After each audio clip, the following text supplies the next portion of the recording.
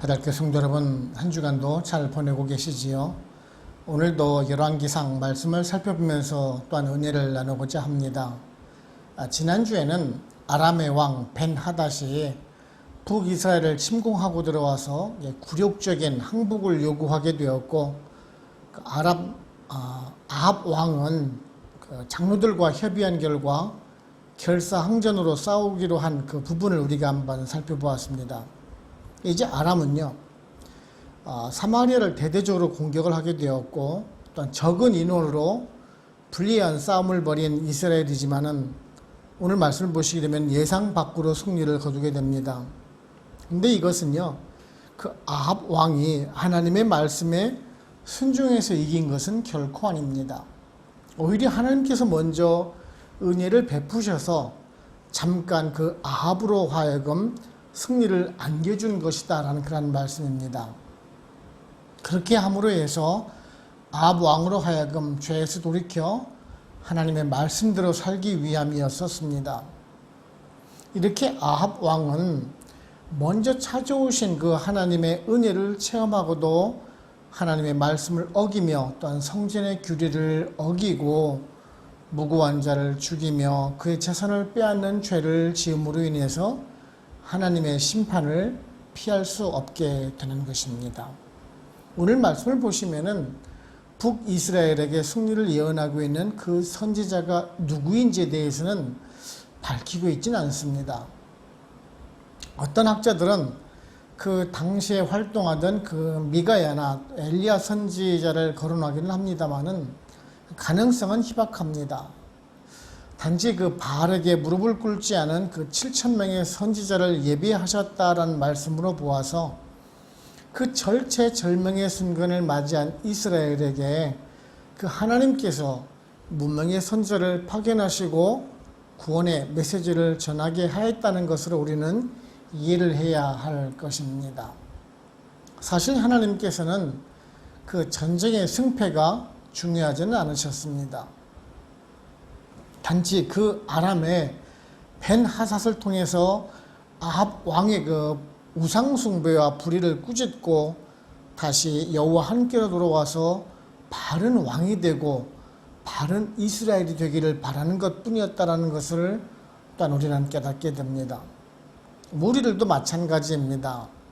하나님께서는 우리들이 세상을 살아가면서 부자로 물질적인 풍요를 누리는 그런 삶보다는요, 성결하게 하나님의 백성답게 살아가는 것을 더 원하시는 삶일 것입니다.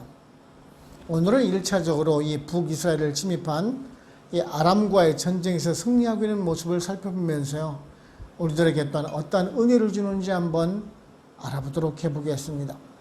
첫째는요, 악인의 형통은 성도를 위한 하나님의 섭리입니다. 오늘 말씀 15절을 보시면은 아합이 이에 각 지방 고관들의 청년들을 계수하니 232명이요 그 외에 모든 백성 곧 이스라엘의 모든 자손을 계수하니 7,000명이더라 라고 말씀하고 있습니다. 이 절체절명의 위기에서 하나님께서는 무명의 선지자를 보내고 있습니다. 그리고 특별군을 편성하게 하고 아람을 공격하게 합니다. 특별군사라고 해봐야 사실은 이게 고관의 청년들 232명 그리고 또한 북이스라엘의 남은 병사 7,000명이 전부입니다. 그 아람의 그 10만 명이 넘는 군사에 비하면 도저히 극복할 수 없는 정말 수적으로도 열세임에는 틀림이 없습니다. 선지자는 아합 왕이 말해줍니다. 당신이 먼저 나가서 싸우라는 그런 말을 해주게 됩니다. 개역 성경에 보면은 방백의 용사라라고 기록이 되고 있고요. 이 개정 개역을 보시게 되면은 고관의 청년이라라고 기록을 하고 있습니다. 사실 그 관료의 아들이라라면 하면요, 어느 나라도 마찬가지겠지만 가장 먼저 전쟁에서 회피하는 사람들이기도 합니다. 한국에서도 그렇죠. 고위직 관료를 지내는 그 자녀들은요, 군대에 보내지 않기 위해서 정말 말도 안 되는 그 병명을 가지고 군대에 가지 안 가는 그런 기사를 보곤 하는데요. 지금 그런 사람들을 먼저 선발을 해서 전쟁을 수행하고 있다라는 그런 말을 보고 있습니다. 그런데요, 예상 밖의 승리를 거두고 있는 것을 보실 수가 있습니다. 어떤 학자들은 이 16절에서 보듯이 그 벤하닷 왕과 같이 출전한 왕, 그 32명의 왕들과 같이 술을 마시고 있는 등 그런 자만한 결과라고 말을 하기도 합니다. 물론 그런 자만과 나태함이 전쟁에서 패배로 만든 원인일 수 있겠습니다만은 겨우 7,000명이나 되는 군사로 인해서 10만 명이 넘는 군사를 이길 수 있었다는 것은 하나님께서 가져다 준 승리로 밖에는 우리가 말할 수밖에 없을 것입니다. 그런데 우리는 여기서 그 한 가지 의문을 가지시는 분들이 있을지도 모르겠습니다. 아니, 그렇게 극악 무도한 아합 왕에게 하나님께서는 왜 은혜를 베푸시는 것입니까? 왜 도와주시고 승리하게 하시느냐라는 의문점을 가질 수가 있을 것입니다. 안 그렇습니까? 공의의 하나님께서 아람 왕 그 벤하닷으로 하여금 그러한 아합 왕을 징계코자 하시려면은 아주 망하게 하는 것이 옳지 않겠습니까? 라고 생각하시는 분들이 있을 수 있다는 것입니다. 물론 이렇게 생각하는 것이 일반 사람들의 공통적인 생각이겠지요. 그런데요, 하나님께서는 그런 분이 아니라라는 사실입니다. 하나님께서는 악인을 때로는 형통하게 하시는 것도 우리는 또한 알 수가 있습니다. 우리는 이런 현실을 이해하지 못하기도 하지요. 하나님을 신실하게 믿는 우리들은 현실적으로 힘들게 하시면서도 왜 악인들을 그 형통하게 하시는지 그 이유를 모르겠다라는 분들이 있습니다. 그래서 하나님을 믿지 않겠다라는 분들도 있고요. 그런 회의감으로 인해서 교회를 떠나시는 분들도 사실 보았으니 말입니다. 그렇다면 우리는 이 문제를 어떻게 이해를 해야 할까요? 시편 73편 12절부터 14절을 보시면 이런 말씀이 있습니다. 볼지어다 이들은 악인들이라도 항상 편안하고 재물은 더욱 불어나는도다.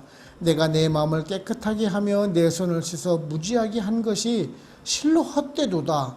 나는 종일 재난을 당하며 아침마다 징벌을 받았도다 라고 고백을 합니다. 여러분들은 이 말씀에 동의를 하십니까? 하나님께서는요, 그 의인들의 선한 행동뿐만 아니라 악인들의 형통함까지도 주관하신다라는 말씀입니다. 악인들의 그런 일시적인 형통을 통해서 성도들에게 유익을 주게 하시려는 그 하나님의 원대한 계획이 있다는 것을 깨달아야 합니다. 악인이 형통한 것은 일시적이라는 말씀입니다. 지금 보여지고 있는 그 현상이 전부가 아니라라는 말씀을 지금 하고 있는 것입니다. 악인을 묵인하심은 다 악인도 그 성도를 위해서 쓸 때가 있다는 것을 보여주기 위함이라는 말씀입니다. 우리가 파리나 모기, 바퀴벌레 같은 것들이 다 인간에게는 무익하고 쓸모가 없는 것처럼 보여도 그것 또한 다 인간의 유익을 위해서 존재하면서 하나님께서 창조하신 것이다라는 그 사실을 우리는 잊지 말아야 합니다. 그러므로 우리들은요, 그 악인의 형통함을 보고 부러워하지 않아야 합니다. 이 모든 것은 우리 성도님들을 향한 하나님의 계획이 있어서 일시적이라는 사실을 믿고 여유로운 마음을 가져야 합니다. 하나님께서는 분명 하나님의 계획하심을 따라 악인을 그 사용하신 후에는 또한 그들을 심판하실 것이며 우리 성도들은 그러한 시험과 연단의 과정을 거쳐서 하나님의 살아계심과 섭리하심을 만천에 드러낼 것이고 또한 우리 성도님들을 높이실 것입니다. 두 번째는요, 성도는 늘 준비하고 최선을 다하는 자세가 필요합니다. 말씀 16절을 보시면은 그들이 정오에 나가니 벤하닷은 장막에서 돕는 왕 32명과 더불어 마시고 취한 중이니라 라고 말씀하고 있습니다. 조금 전에도 말씀을 드렸듯이 북이스라엘이 아람 군대를 물리치고 승리를 거두는 것은 하나님의 도우심이 있었다라고 말입니다. 그런데 우리는요, 여기서 아주 정말 어처구니 없는 그런 광경을 보게 됩니다. 아무리 군사의 수가 많고 자신감이 있다 할지라도 어떻게 그 일국의 왕과 지도자급에 있는 사람들이 대낮부터 술에 취할 수가 있느냐라는 것입니다. 그것도 지금 본문을 보시게 되면은 정오라라고 기록을 하고 있습니다. 즉 대낮부터 지금 술에 취해 있었다라는 말입니다. 일반적인 상식의 눈으로 보아도 도저히 이해가 되지 않는 말이기도 합니다. 사실 그런 자세를 가지고 있었기 때문에 아람의 군대가 기강이 흐트러진 것은 사실일 것입니다. 아주 분명합니다. 아람은 그 10만 이상의 군대를 거느리고 있었고 상대방 이스라엘은 겨우 그 7천여 명밖에 되지 않으니 그렇게 자만하고 있었을 것이 분명합니다. 결국 베나닷은 이렇게 북이스라엘을 가볍게 여긴 결과 전쟁에서 아주 참패를 당하는 것을 보실 수가 있습니다. 이런 것을 보면서 우리 성도들에게도 적용이 되는 것 같습니다. 우리들은 그렇죠. 경제적인 능력이 있을 때, 내가 돈이 많을 때, 나에게 든든한 지원군이 있을 때 내가 자신감을 가지고 일을 추진하기도 합니다. 근데 너무 그런 것을 의지하다가 또한 실패하는 사람들을 참 많이 보곤 합니다. 분명 내가 충분한 자금력을 가지고 있고 그 일을 할 수 있는 능력 있는 사람들 내가 충분히 데리고 있는데 사업이 잘 안 되는 경우가 있다는 것입니다. 또한 경계해야 되는 것 중에 하나가 너무 지나친 자신감이 화를 불러일으킬 수 있다는 점입니다. 많은 성도님들이 이를 추진하면서 이렇게 기도를 하죠. 내가 주님을 의지하여서 내가 일을 하오니 모든 것을 이겨나갈 수가 있다라고 말입니다. 물론 그러한 자신감을 가지는 것 좋습니다. 하지만 주님께서는 언제나 그 말뿐인 그 의지함을 그냥 간구하지는 않으십니다. 빌립보서 4장 13절을 보시면 우리가 잘 아는 말씀이 있죠. 내게 능력 주시는 자 안에서 내가 모든 일을 할 수 있느니라 라고 말합니다. 우리가 착각을 하고 있는 것이 바로 곧 그것입니다. 내가 주님과 함께 있다라는 생각만 하는 것이지요.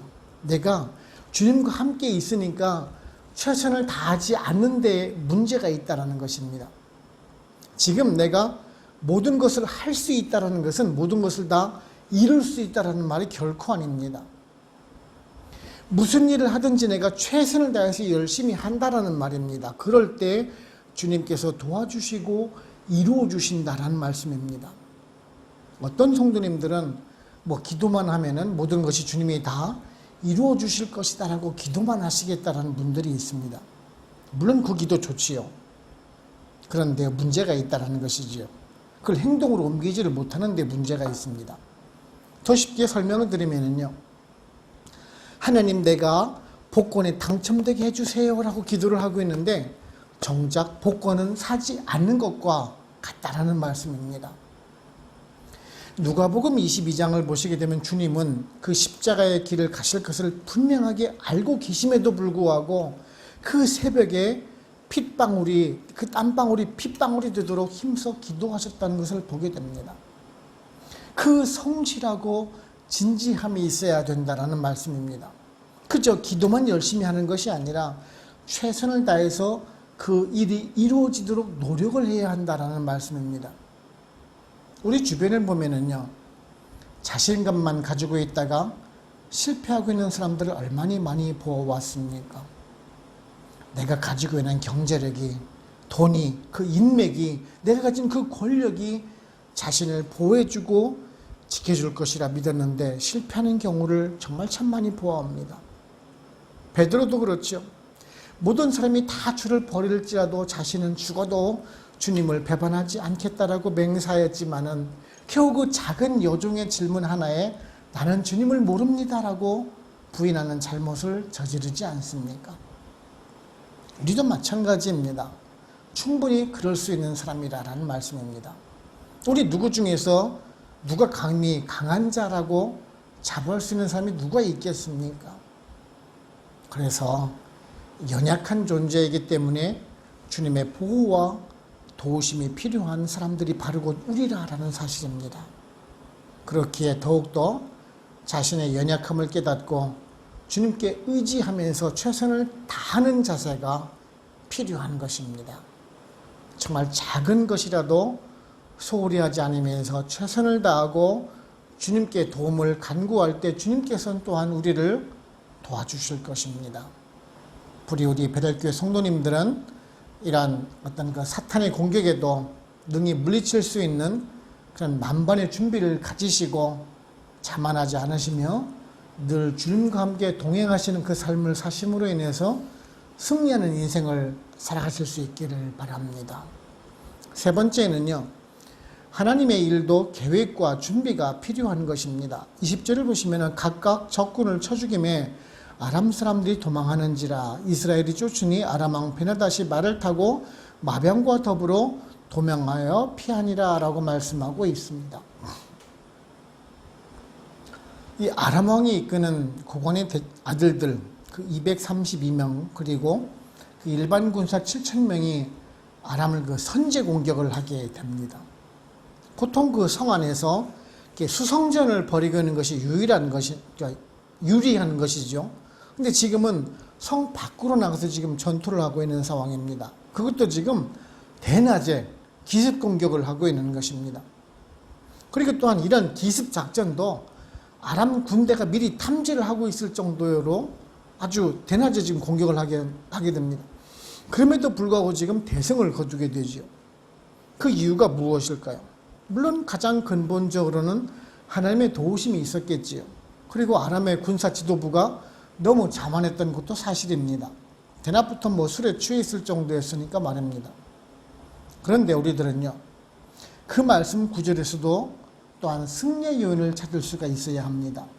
오늘 말씀을 보시면은 각각 적군을 쳐 죽임에 라고 말씀하고 있습니다. 이 말은요, 각각 그 개인에게 할당된 적군을 쳐 죽인다는 그 말씀으로 우리가 해석을 할 수가 있습니다. 즉, 각각의 그 병사가 자기의 맡은 임무를 충실히 수행을 했다라는 말씀을 지금 보여주고 있는 것입니다.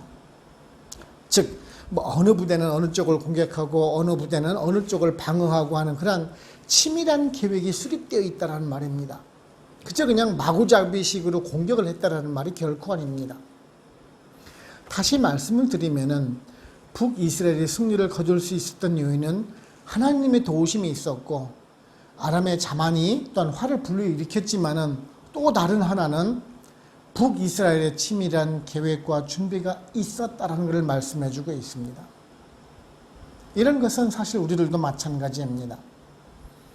회사나 직장에서 정말 아무런 계획 없이 일을 추진하진 않습니다. 미리 어떻게 진행이 될지를 알아보고 계획하고 계산해보고 우리가 추진하기 마련입니다. 그런데요, 사실 교회에서는 그렇게 진행되지 못하는 경우들을 참 많이 보곤 합니다. 그냥 내 것이 아니다라는 생각 때문에 그렇게 되는 것일까요? 교회 예산이 너무나 쉽게 집행되는 것도 보았고요. 정말 계획 없이 추진하는 일은 정말 수없이 보아왔습니다. 그저 그냥 은혜로 일을 추진하면 된다라는 그런 명목하에서 진행되는 경우들이 많습니다. 그래서 한국에 있는 대형 교회에서는 담임 목사의 재정 비리가 문제가 되기도 하고요. 방만한 지출로 인해서 교회가 파산하는 경우를 본 적도 있습니다. 왜 그런 현상이 일어날까요? 그 성도들의 헌금으로 운영되어야 할 그 교회 재정이 그런 제왕적인 목사의 단독으로 결정되는 경우가 많습니다. 그리고 모든 행사가 은혜로 진행되어야 한다라는 그런 명목하에서 마구잡이로 지출되는 경우들이 있습니다. 그 원인은요, 체계적인 계획과 준비가 부족해서 그런 것입니다. 목사도 교회도 그런 회계 교육, 경영 교육이 필요한 시점입니다. 기획력이 요구되는 시점이라는 것이죠. 교회도요, 사회 조직과 마찬가지로 공동체가 운영이 되는 곳입니다. 예수 그리스도를 머리로 움직이는 유기체라는 말씀입니다. 교회도 예산이 있어야 되고 집행해야 하는 기관들도 있습니다. 그러기에 그 사회의 일반 기관보다 더 철저한 준비와 계획이 필요한 것입니다. 하나님의 일을 하는 데 있어서 하나님의 돈을 함부로 사용을 할 수가 없기 때문에 그렇습니다. 우리 베델교회야 작은 교회니까 예산이 적으니까 대충 해도 된다라는 그런 생각을 가져서는 안 됩니다. 우리가 작을 때부터 계획성 있는 준비를 해야지 교회가 커져도 잘할 수가 있는 법인 것입니다. 저는 교회 예산을 투명하게 공개를 합니다. 그리고 재직회나 우리 공동회의를 통해서 하나하나 성도님들의 동의를 받고 또한 진행을 하려고 합니다. 왜냐하면 성도님들에게는 피땀 흘린 헌금으로 운영되는 그런 예산이기 때문에 그렇습니다. 우리들의 모든 일이 그렇습니다. 계획과 준비가 없는 일은 주님께서도 도와주시지 않는다라는 것을 우리는 분명히 알아야 합니다. 철저한 준비, 치밀한 계획, 그리고 최선을 다해서 일할 때 주님께서 도와주시고 승리하는 인생을 살아갈 수 있다는 것을 또한 우리는 알아야 합니다. 저와 여러분, 정말 작은 일이라도 허투루 일을 하는 것이 아니라 하나님께서 보고 계신다라는 그런 생각으로 계획과 준비성을 가지시고 우리가 최선을 다해서 살아가실 수 있는 우리 모두가 되기를 원하는 것입니다. 결론적으로 말씀드리면은 이 북이스라엘이 아람과의 그 전투에서 승리를 거두게 되죠. 물론 다음에도 살펴보겠지만은 아람은 다시 그 전열을 재정비해서 다시 침공을 해오게 됩니다. 하지만 이 역시 또한 북이스라엘이 승리를 거두게 됩니다. 북이스라엘이 승리를 거두는 것은 그 북이스라엘의 준비를 잘해서 다시 죄를 씻고 나서 하나님 곁으로 돌아와서 하나님께서 은혜를 주시는 것은 결코 아니라는 것이에요. 단지 이스라엘 백성을 긍휼히 여기시는 하나님의 은혜였다라는 것이요. 오늘 말씀을 자세히 보시게 되면은 그 아합 왕은요, 선두에 서서 군사들을 이끌라라는 그 하나님의 명령을 받았지만은 그 아합 왕이 솔선수범해서 전투를 지휘했다라는 그런 기록은 없게 됩니다. 그리고 다음에 살펴보겠지만은 하나님의 명령을 거스려서 베나닷을 살려주는 잘못을 범하게 됩니다. 하나님께서는요, 그렇게 은혜로 함께해 주셨음에도 불구하고 아합은 끝까지 불순종하는 모습을 보게 됩니다. 그럼에도 불구하고 하나님께서는요, 은혜로 함께해 주신다는 것은 그 당신의 백성을 긍휼히 여기시는 그 하나님의 사랑이 있음을 우리가 또한 알 수가 있습니다. 우리도 마찬가지입니다. 우리들 개개인을 살펴보게 되면은 하나님의 은혜를 받을 만한 사람이 과연 누가 있습니까? 아무도 없습니다.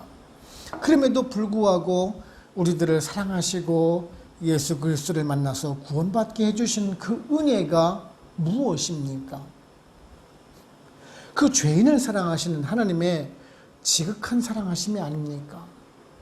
우리들의 선행과 공로가 결코 아니라라는 점입니다.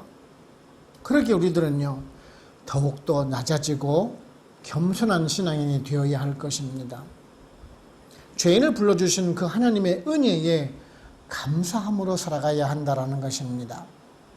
오늘 하나님의 개입하심과 도우심으로 북이스라엘이 승리를 거두게 되는 모습을 보면서 하나님의 말씀에 순종하는 길이 결국 승리하는 인생의 지름길이라는 것을 깨닫게 됩니다.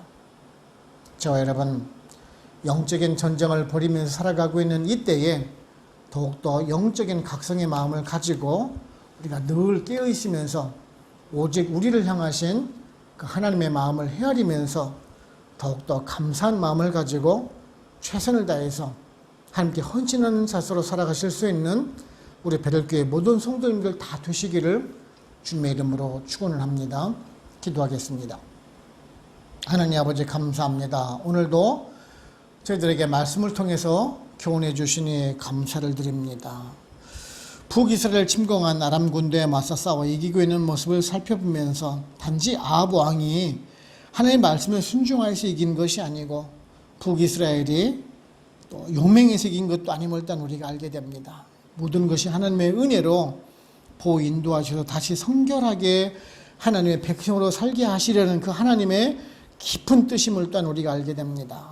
우리도 죄 가운데 살아가는 인생이지만, 그 죄인이지만, 의를 찾아볼 수 없는 그 죄인이지만, 예수 그리스도를 보내시어서 구원해 주시는 그 대속의 은혜에 감사를 드리며 성결하게 살아가며 우리가 성도답게 살아가는 우리가 되기를 원합니다. 오직 하나님의 말씀에 순종하며 진리대로 행하며 세상 속에서 빛과 소금의 사명을 잘 감당하며 교만하지 않는 그런 겸손함으로 오늘도 살아갈 수 있도록 성령님 인도하여 주시옵소서.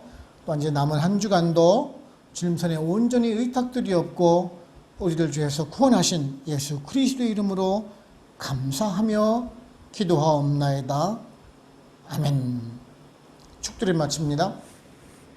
지금은 우리를 주에서 구원하시는 예수 그리스도의 은혜와 하나님 아버지의 크고 크신 사랑하심과 성령님의 인도하시고 역사하시고 우리와 같이 교통하심이 베델 한인교회 모든 성도님들과 그들의 직장과 사업체 그리고 선교지와 베델교회 위에 지금으로부터 영원토록 함께 합시기를 간절히 축원하옵나이다. 아멘.